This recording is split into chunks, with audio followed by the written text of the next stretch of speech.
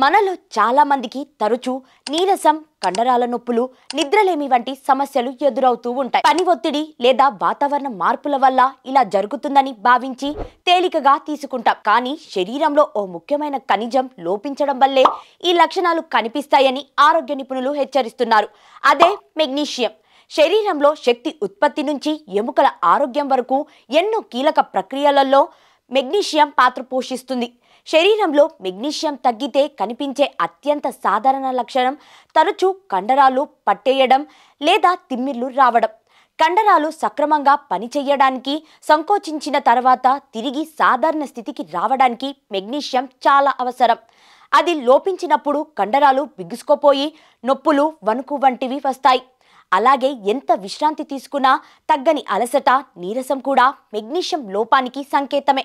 మనం తీసుకునే ఆహారాన్ని శక్తిగా మార్చడంలో ఈ ఖనిజం కీలకం కాబట్టి దాని కొరత ఏర్పడితే శక్తి ఉత్పత్తి తగ్గుతుంది.